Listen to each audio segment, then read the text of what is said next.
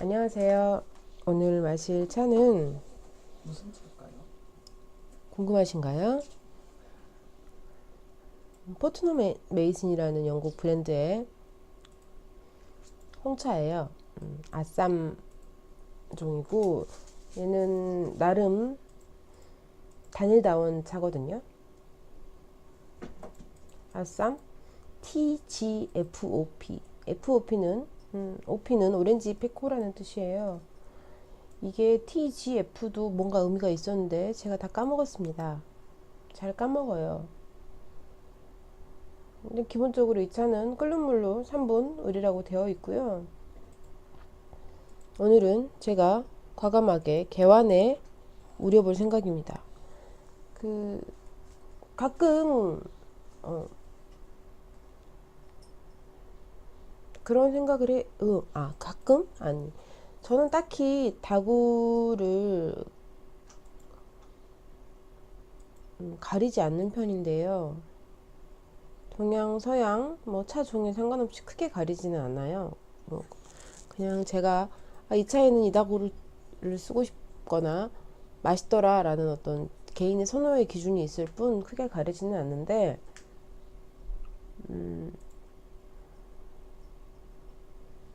그것을 약간 애매하게 생각하시는 분들이 계시더라고요. 제가 몇 년 전에 어느 찻집을 갔다가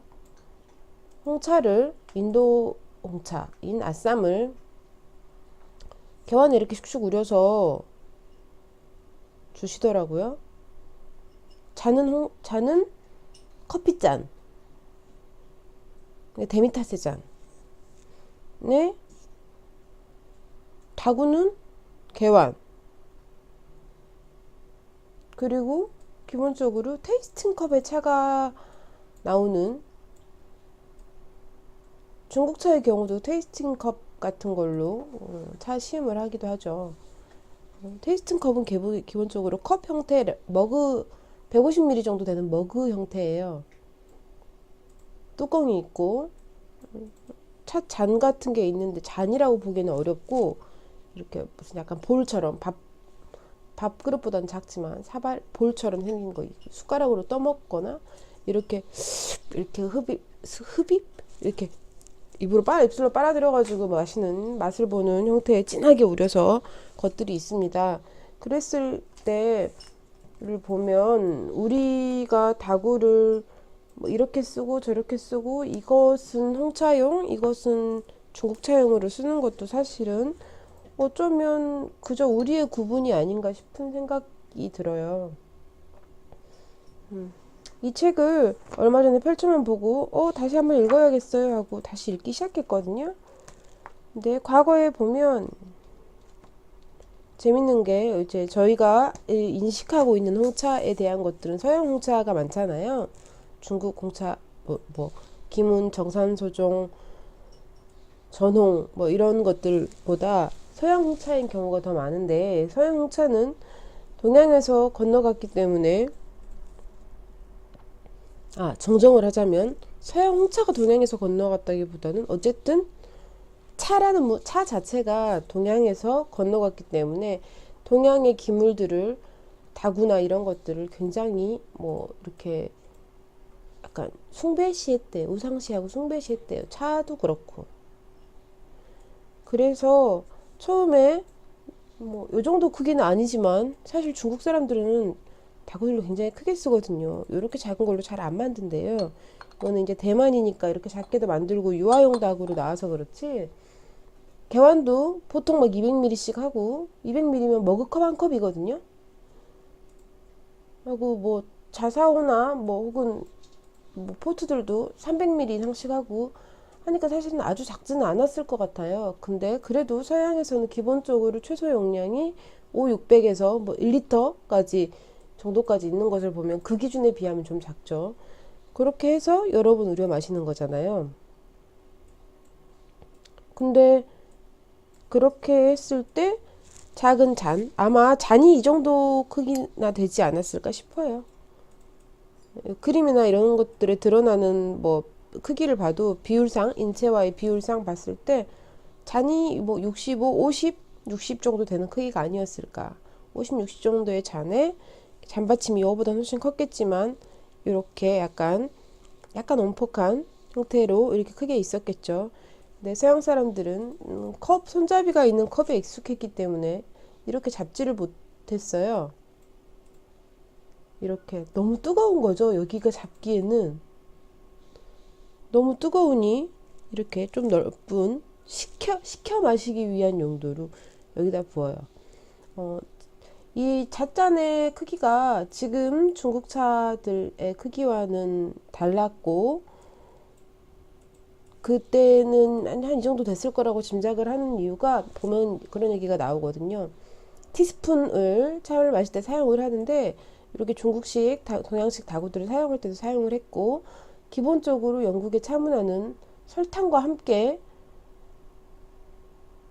했습니다. 쭉 설탕을 짚고 설탕을 녹이고 하는 용도의 슈가통이라든지 스푼들이 필요했어요. 그것을 잔에 담궈놨다고 해요. 잔에 얹어놓고 담궈놓고 차를 다 마시면 그 당시에 티 매너 중에서 이렇게 위에다 올려놓고 우리 식사 후에 그런 것들 있잖아요. 갑자기 기억이 안 나지? 포크, 나이프 이런 것들 어떻게 올려놓는지에 따라서 저는 식사 중간이에요. 저는 식사를 끝냈어요. 라는 것을 표시하는 게 있죠. 그런 것처럼 티스푼도 이렇게 담궈놨다가 이렇게 올려놓는 식의 어떤 티 매너들이 있었다고 합니다. 그렇다고 치면 우리가 생각하는 지금 30ml 정도의 찻잔이 동양차에서 제일 많이 사용되는데 그 정도 크기면 티스푼을 올려놓기가 불가능하죠. 아무리 작아도. 이 정도 크기가 아니었을까 싶어요. 그렇다면 그리고 찻잔에 마시다가 불편하니까 뭐 이렇게 여러 가지 이유가 있었겠죠. 그리고 기본적으로 도자기를 만드는 기술이 동양이 훨씬 뛰어났기 때문에 얇고 가볍고 뭐 이런 것들 그림도 그렇고요. 뛰어났기 때문에 그게 다 동양에서 넘어간 것들이 많기 때문에 아마도 다양한 변수가 작용하지 않았을까 싶습니다. 오늘은 개완의 아쌈을 우려보기로 하겠습니다. 이 개완의 크기에 맞춰서 3g을 계량을 했어요. 3g을 계량을 했고 아마 윤차는 하지 않겠지만 홍부차식 우림으로 그대로 우려서 마실 생각입니다.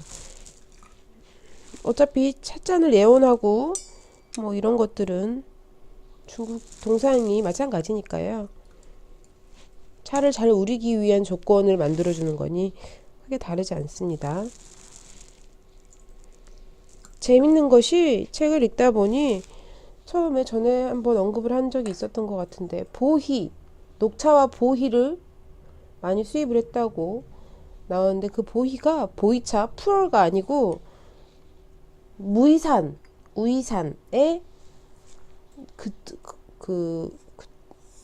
영어식 발음이 그 당시 영어식 발음이 보희였나봐요.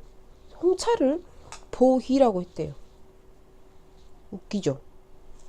네, 웃기다고 해주세요. 웃지 않으셔도 됩니다.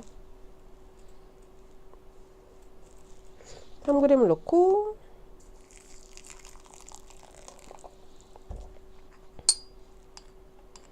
짧게 사실 저는 퍼트넘 메이슨의 홍차를 마신 지 꽤 되었고 이 알쌈도 제가 좋아해서 많이 마셨습니다. 익숙한 차예요.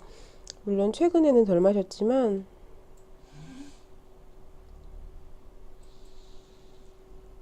좀 마시던 차인데 개완에는 우려 마시지 않았어요. 한 번도. 물론 다른 홍차들을 서양에서 나오는 홍차들 잎차들을 개완에 마셔본 적은 저는 있습니다. 집에서 개완이라거나 뭐 동양 다구 150, 200ml 내외의 동양 다구에 마셔본 적은 꽤 있어요.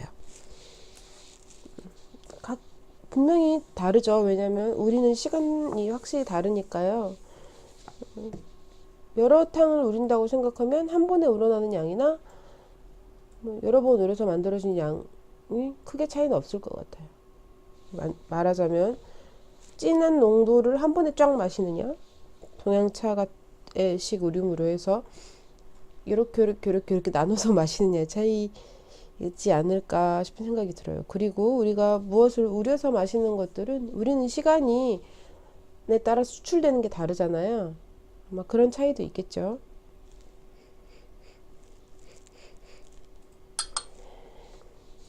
그리고 또 재밌는 것들이 있었는데, 전에도 한번 얼그레이를 마시면서 그런 얘기를 한 적이 있었는데, 포트넘 트와이닝스에서 제일 처음 만든 거다. 혹은 뭐 그런 거다. 뭐 이런 얘기들이 나온 부분들이 위창에도 있더라고요. 서로 내가 최고네 아니면 먼저네 뭐 이렇게 하는 것들 있죠.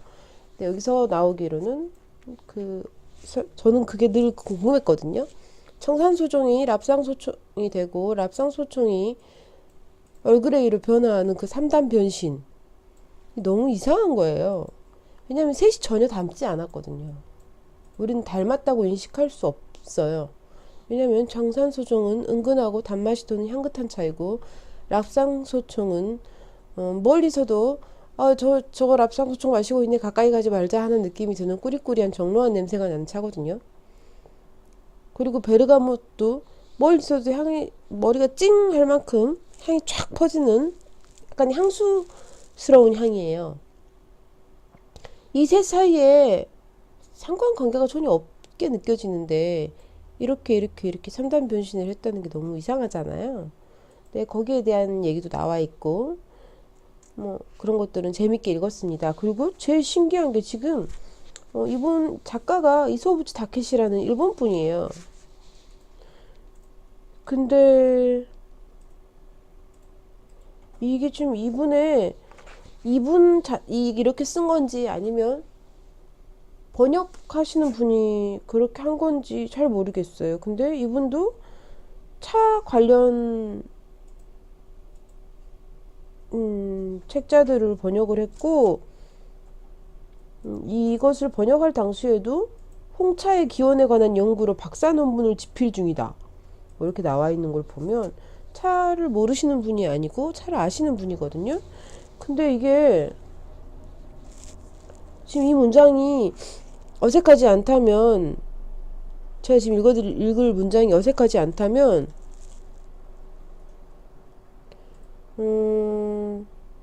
그분은 흔히 말하는 차알못입니다. 차를 전혀 모르시는 분임에 틀림없어요.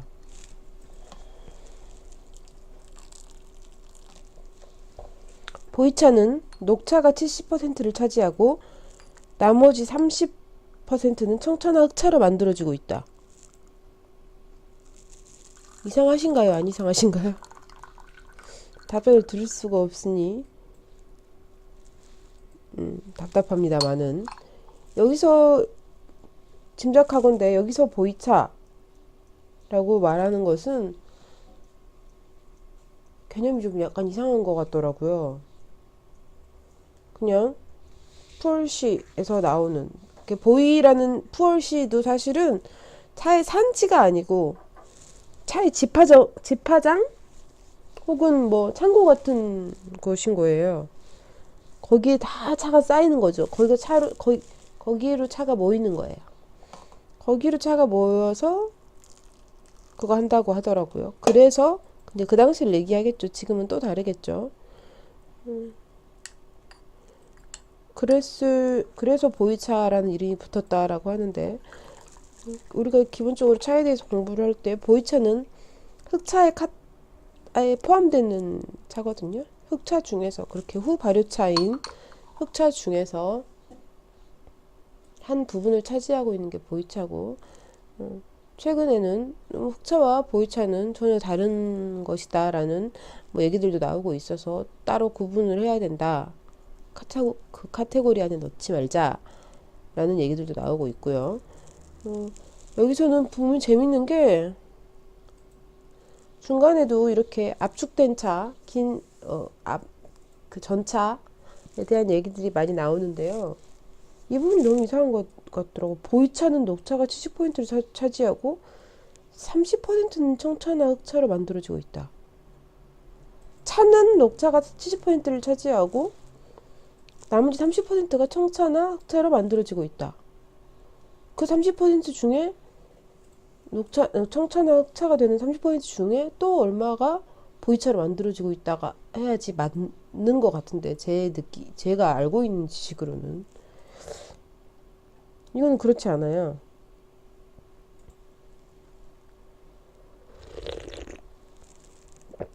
이 사람이 얘기하는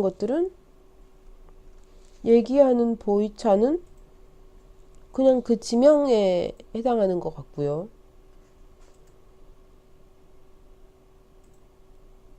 그냥 그렇게 하고 그 보이차를 따로 나누었으면, 다른 어떤 명칭이라든지 이런 거 나누었으면 이해가 됐을 텐데, 그렇지 않고 여기서는 또 다른 보이차라는 것을 설명할 때 보이 숙차의 경우를 설명을 해요. 생차의 경우가 아닌.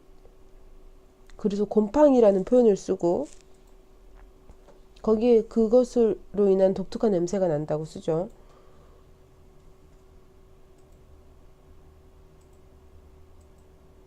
청차나 홍차의 발효는 산화 발효고, 흑차의 두 번째 다음으로 일어나는 발효는 그 효모 같은 곰팡이에 의한 거라고. 중국인들은 녹차 소비량이 제일 많거든요, 차 중에. 그리고 유럽 쪽에 전파되는 것도 녹차가 먼저였고요.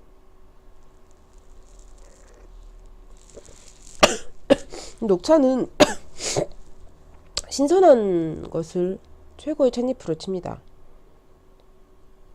신선하고 어린 잎. 그렇기 때문에 그 당시에는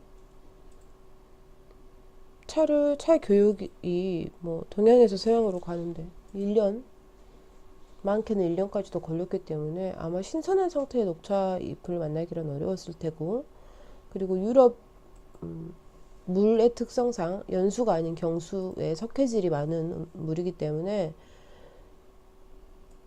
아마 여린 녹차는 잘 우러나지 않았겠죠. 그리고 또 그 당시에 유럽은 아주 더러웠어요. 그리고 그 경수의 물이기 때문에 물을 그냥 마시기가 쉽지 않았죠. 그래서 식음 음료가 늘 필요해서 술이나 커피 뭐 이런 것들을 많이 이용을 했고요. 그래서 지역에 따라서 유럽은 그 지역에 따라서 좋아하는 그거 하는 술들이 다 따로 있잖아요. 독일이나 이쪽은 맥주, 프랑스는 와인, 이탈리아 쪽도 와인, 뭐 영국은 에일이나 뭐 맥주 비슷하지만 뭐 이런 것들, 발효주들 뭐 이런 것들 되게 많잖아요. 그게 물이 일반적으로 잘 없고 우유와 그런 술이나 뭐 다른 기타 음료들이 늘 필요했던 나라기 때문에 아마 차가 굉장히 극악에 다가왔을 거예요. 우리는 물이 보약이고 아무 데서나 물 떠먹고 이럴 수 있는 시기에 유럽은 그렇지 못했으니 아무래도 식음료인 차에 대한 어떤 관심이 특히나 부유한 층에서는 더 높았겠죠. 그런 얘기들은 다양한 얘기들이 있고, 아기자기하고 귀여운 얘기부터 잔인하고 칼부림 나는 이야기들까지 많이 있습니다만, 다양한 책에서 즐겁게 만나보시면 될 것 같고요. 여기에서 보이차 녹차라는 말도 나와요. 이분이 우리나라에서만 생차와 숙차, 생과 숙으로 구분을 하는가 라고 생각하면 오래된 보이차들도 껍데기에 보면 써져 있는 것들이 있거든요. 생병, 숙병 혹은 청병 뭐 이런 식으로 써져 있어요. 생차나 생차의 경우를 보이 생차의 경우 생병, 청병, 병차로 만들었을 때 청차를 보이차, 생차를 그렇게 말을 하고 숙차로 만들 땐 숙병 뭐 이렇게 말을 해요. 이렇게 써져 있는데 이 사람은 그 개념이 아마 자기가 들으면서 헷갈린 게 아닌가 싶어요. 작자가. 저는 그런 인상이 있거든요. 이 사람 보이차에 대해서 잘 모르는구나.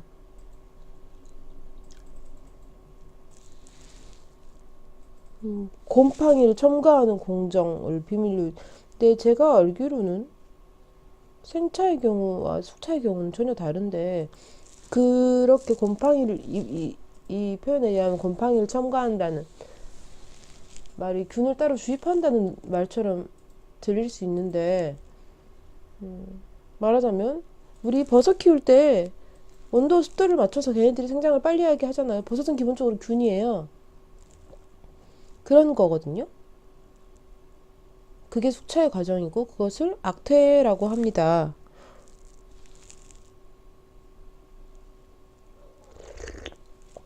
김치나 장 만드는 담그는 것과 비슷한 뭐 그런 원리 있잖아요.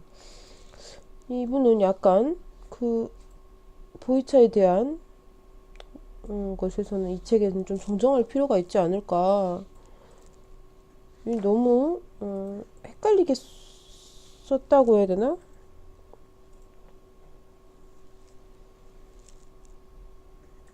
그리고 숙차와 흑차를 구분하지 않은 것, 이렇게 숙차와 흑차와 보이차의 개념들이 다 이상하게 뒤엉켜 있어요. 마음 같아서는 역자를 찾아가서 저기요, 이게 번역이 제대로 된 걸까요? 해서 이 역자가 원문을 들이민다고 해도 저는 아무것도 읽지 못하니까요. 반론의 여지가 없겠죠. 어쨌든 여기는 좀 이상하다. 누군가한테 찾아가서 물어보고 싶다 하는 기분이 듭니다.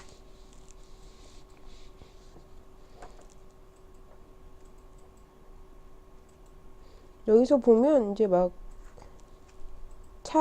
왜 영국 사람들이 그렇게 미친 듯이 특히나 영국에서 처음 접한 것은 뭐 포르투갈이니 네덜란드니 하는 나라인데 왜 영국에서 유독 자 이렇게 말하면 약간 좀 그렇게 들릴 수 있겠지만 차에 환장을 했는가에 대한 것들이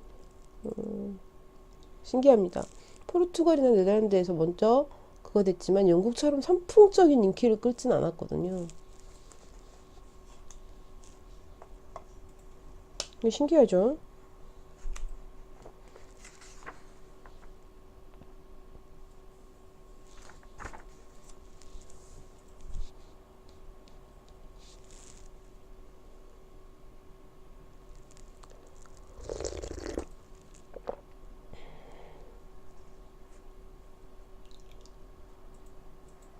확실히 이렇게 맛있는 아쌈이 중국식으로 우리는 아쌈이 그 아쌈 특유의 떫은 맛 혹은 몰티한 맛 뭐 이렇게 몰트하다고 표현하는 그런 맛과는 약간 좀 덜한 듯 합니다.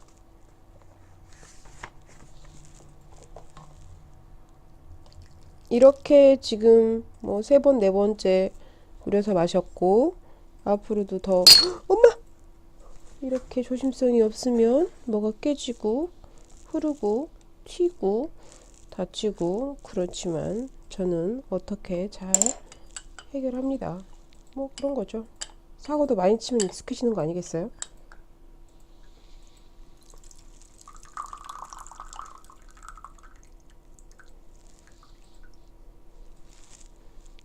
생각보다 이런 기물들이 단단합니다. 다행이죠.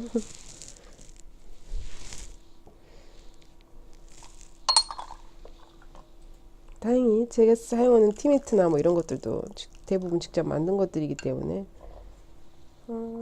망가져도 괜찮고 아니 뭐 이러면 안 되는데요. 조심성을 길러야 되는데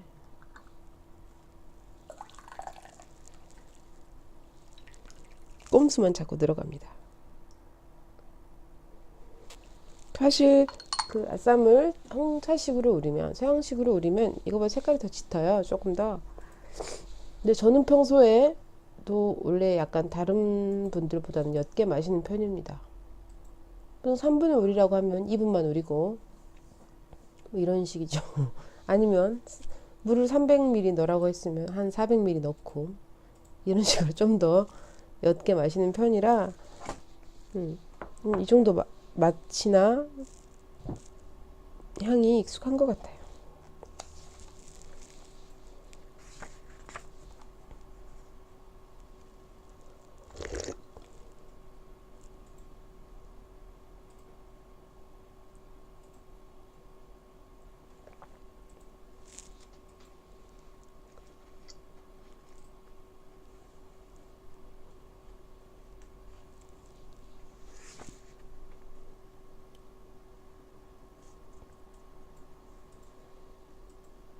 약간 그 동양의 차 문화가 넘어가면서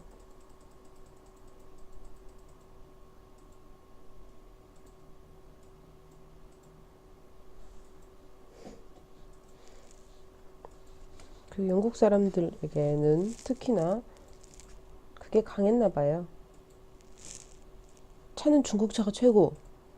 그래서 중국차와 최대한 닮고 비슷하게 만드는 뭐 이런 것들. 그리고 이 당시의 그림에는 찻잔이 손잡이가 있는 것과 없는 것이 둘 다 있어요. 잔받침이 잔받치처럼 안 생겼어요.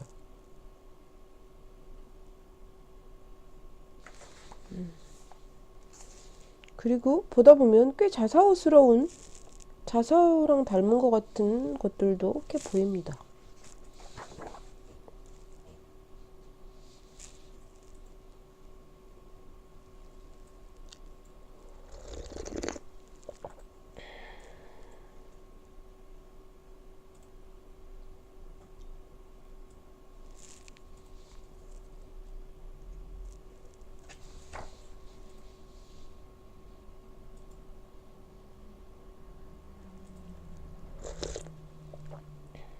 지금 아쌈에 대한 부분을 읽고 있어요. 아쌈 지역.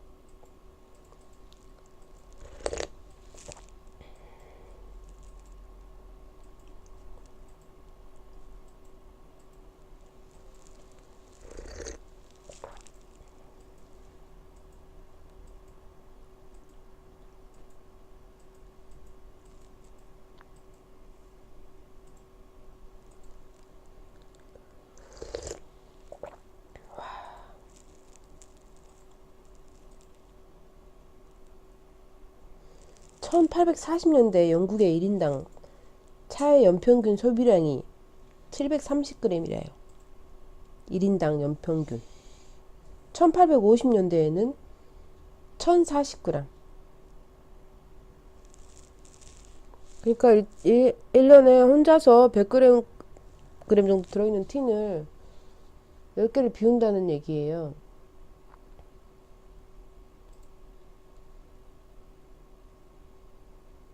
그럼 최소한 한 달에 80g 정도는 마셔야겠죠. 80g으로 계산하면 저는 왜 이런 계산을 하고 있을까요? 하루에 얼마를 마셔야지? 3 계산이 안 되네.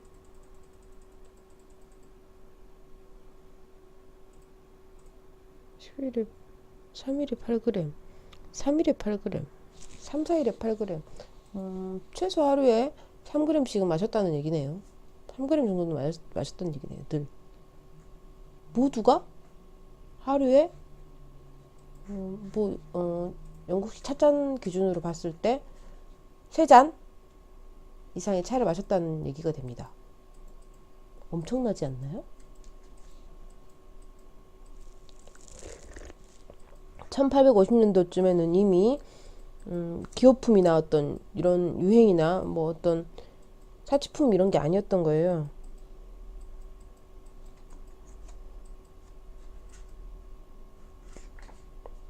홍차 더하기 설탕 더하기 우유 이렇게 세 개가 영국인들이 기본적으로 차의 로 생각하는 차의 조합이고, 이것들이 빈곤층에게도 어떤 카페인, 이렇게 활력을 줄 수 있는 카페인 음료인 동시에 어떤 영양 음료, 간단한 식사 대용, 뭐 스튜나 뭐 이런 것들을, 음식을 조리하기 쉽지 않은 딱딱한 빵과 진한 차 한 잔, 뭐 이런 식의 대용 칼로리를 보충하고 이런 용도로 많이 사용됐기 때문에 이미 홍차는 그저 음료 이상이었던 너무 일상이었던 거죠. 이 당시에 보면 그려진 소설들이나 이런 것들을 봐도 막 진짜 세탁부들부터 시작해서 막 되게 어렵게 일하는 빈곤층 노동자들이 많았어요. 하루에 막 10시간, 15시간씩 얘기하고, 아주 어린 아이부터. 그때 차가 아주 유용했던 거죠.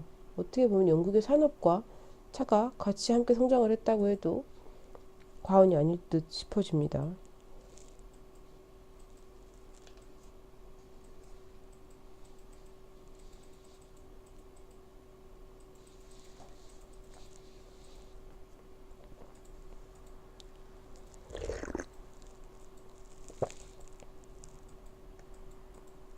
응? 어디가 티테이블이, 우리는 이 서양 사람들이 티 브레이크 타임을 갖는 것이 되게 근사하게 느껴졌지만, 이것에서 비롯된 것은 사실 되게 긴 시간, 장시간 노동을 할 때 중간에 잠깐 진하게 카페인 들이키는 잔인한 노동의 현장의 증명이었던 거죠.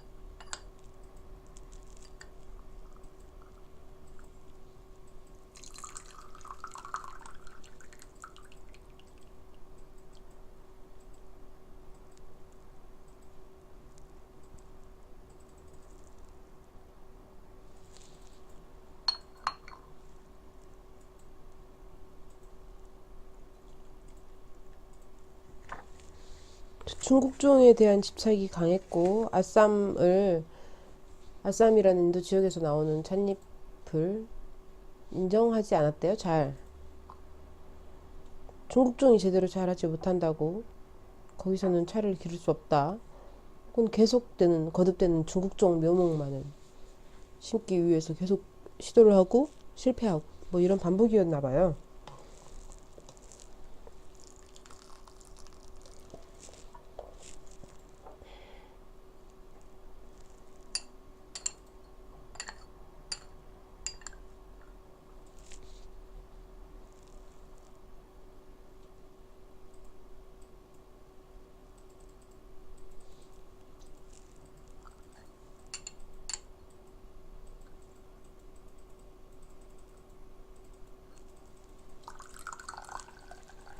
확실히 처음보다 조금 더 길게 우려도 찬물색이 조금 빠졌네요.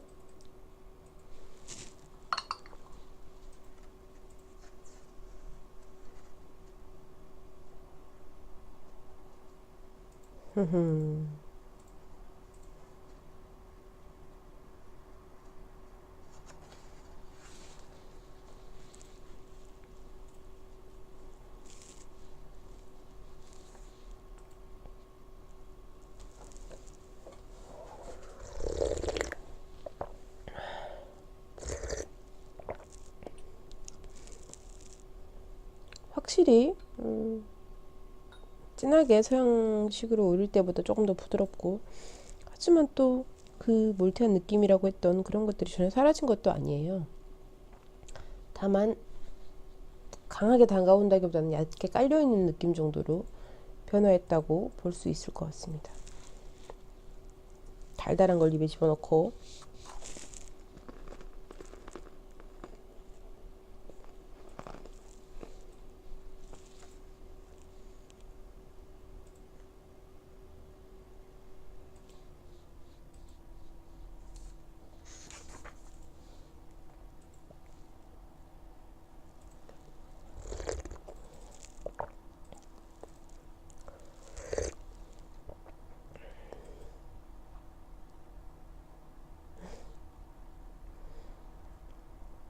웃기죠. 이 당시에도 그런 말이 있었대요.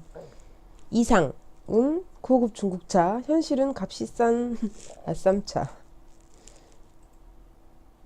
슬프네요, 아쌈.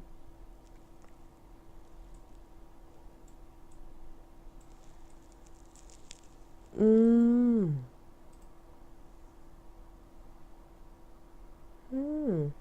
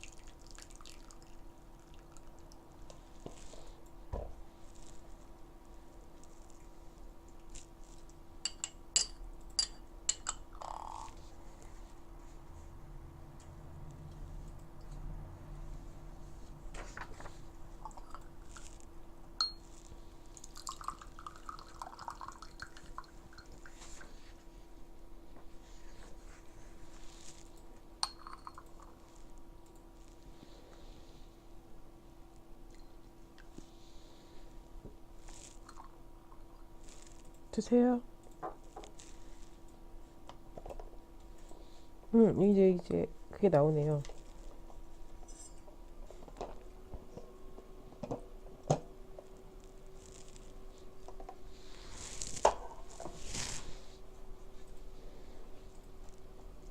오렌지 피코를 사람들 중에는 오해하시는 분들이 가끔 계시죠.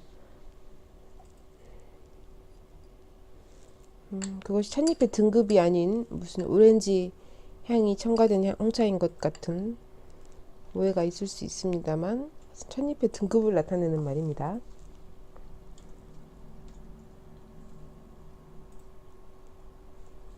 찻잎이 손상될수록 약간 떫은 맛이 더 많이 나는 경향이 있어요.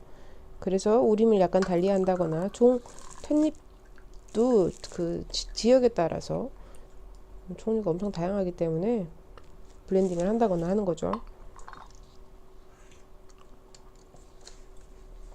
차의 대중화에는 그 CTC 공법이라는 아쌈을 독특하게 우유 추출하기 쉽게 만드는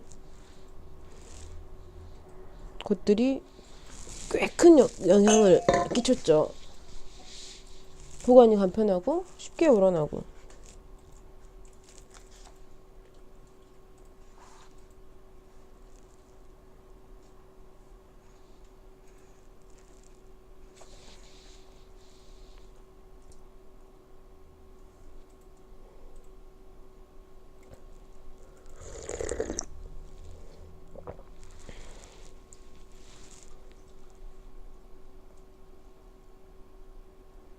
진짜 아쌈 CTC 같은 경우는 약간 커피 대용으로 할 만큼 진하고 쫙 우러나는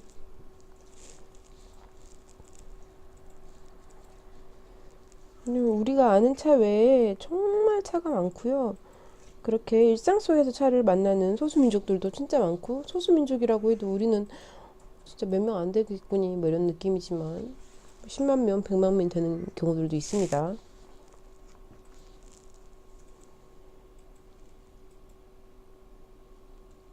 이렇게 마시는 것도 나쁘지 않은 것 같아요. 길게 계속 따뜻한 온도를 어느 정도 유지할 수 있고,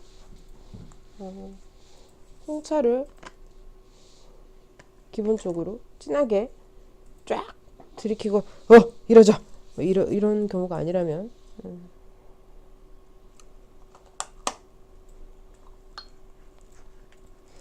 이 보면 소수 민족 중에는 차에다가 생강, 마늘, 고추, 소금 등을 빻아서 넣고 물은 마시고 그 찻잎은 반찬처럼 지워 먹는 민족도 있습니다. 저 사실은 해보고 싶어요.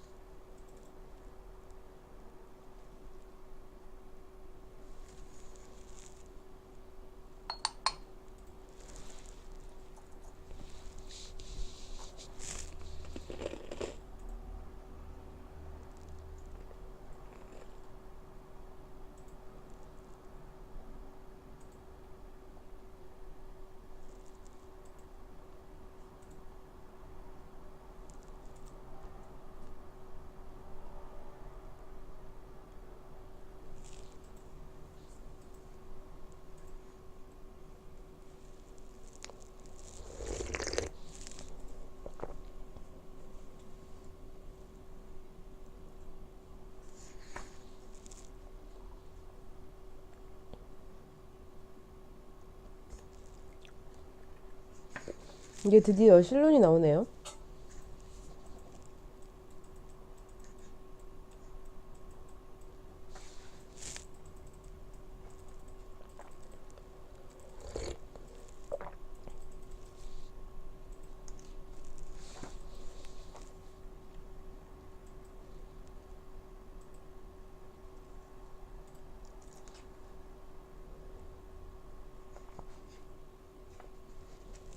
어떻게 보면 영국 차의 역사는 영국 식민 시대의 어떤 영광의 잔재 같은 게 아닌가 싶은 생각도 들어요.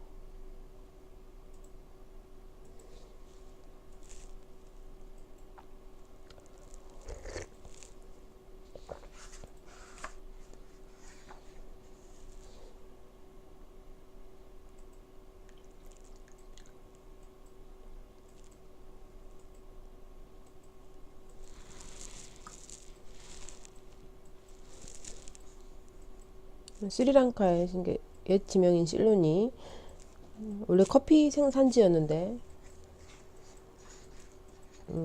병으로 나무들이 다 커피 나무들이 전멸해 버렸대요.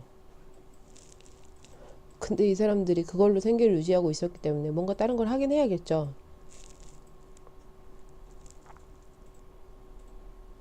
그래서 아쌈종의 묘목을 실론에 심은 것이 그 지역에 심은 것이 실론티가 된 거예요. 근데 좀 다르거든요, 맛이.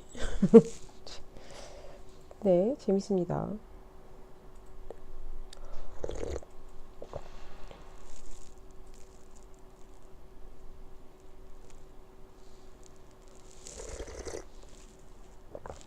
차가 우러나는 농도를 봤을 때 이 차를 더 우려봤자 너무 싱거울 것 같아요. 그리고 가끔 그런 생각이 듭니다. 찻잎이 이렇게 부서져 있잖아요. 제 느낌이지만 부서진 애들일수록 약간 취하는 것처럼 카페인이 촥 더 올라와요. 아마 더 빨리 우러나고 빨리 추출되는 게 아닌가 싶은 생각을 합니다.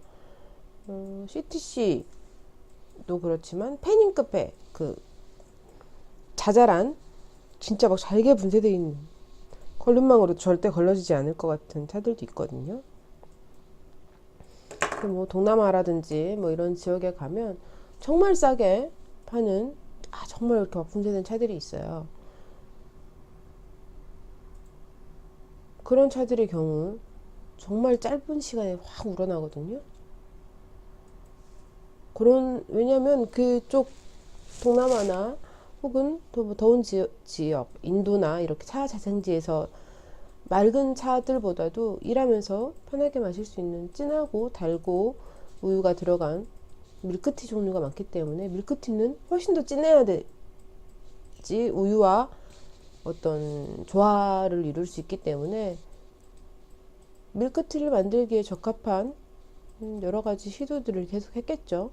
그래서 CTC가 나온 것이고, CTC 외에도 뭐 편하게 할 수 있게 뭐 아주 패닝급 더스트급으로 자잘하게 찻잎을 분쇄해서 마시는 경우들이 있었을 텐데, 그런 경우일수록 차가 더 떫고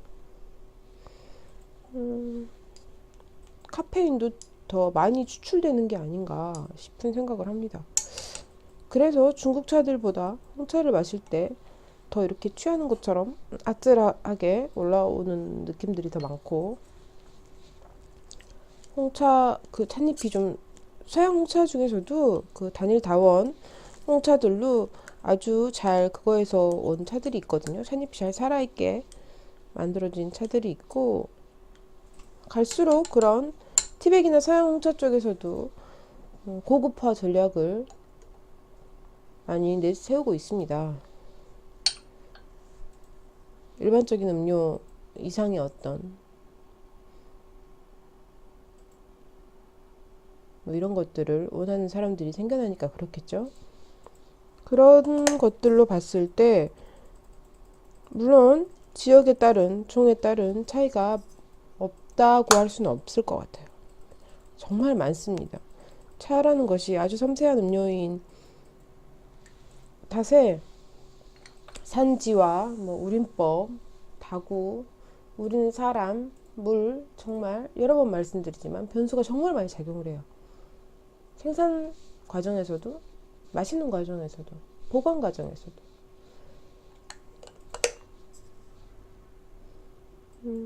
하지만 즐기는 사람에 따라 얼마든지 또 다른 변화를 줄 수 있는 것도 차를 마시는 즐거움이 아닌가 싶은 생각을 해봅니다.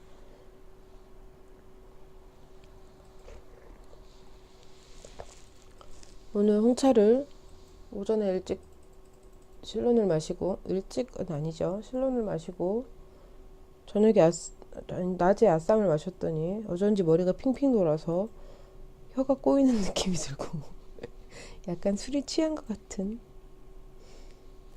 카페인을 제가 차를 아주 많이 마시는 편인데도 불구하고 카페인에 강하지는 않아요. 단지 천천히 오래 하루 종일 마실 뿐이죠.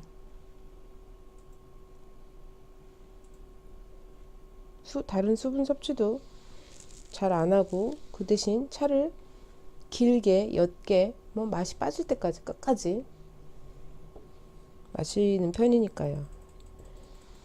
차 마시는 것도 모두 다 각자의 어떤 성향에 맞게 드시면 되는 것 같습니다. 이것은 이렇게 저것은 저렇게도 각자의 기준이니까요. 그런 기준들을 만나시려면 일단 많이 드셔야 합니다. 그래야지 나는 이쪽이 더 맛있네, 저쪽이 더 맛있네, 이게 더 맛있네, 저게 더 맛있네를 찾으실 수 있어요. 자, 오늘 약간 카페인에 취한 상태로 마무리하겠습니다. 오늘도 횡설수설을 들어주신 여러분들께 모두 감사드립니다. 다음에 또 뵙겠습니다. 감사합니다.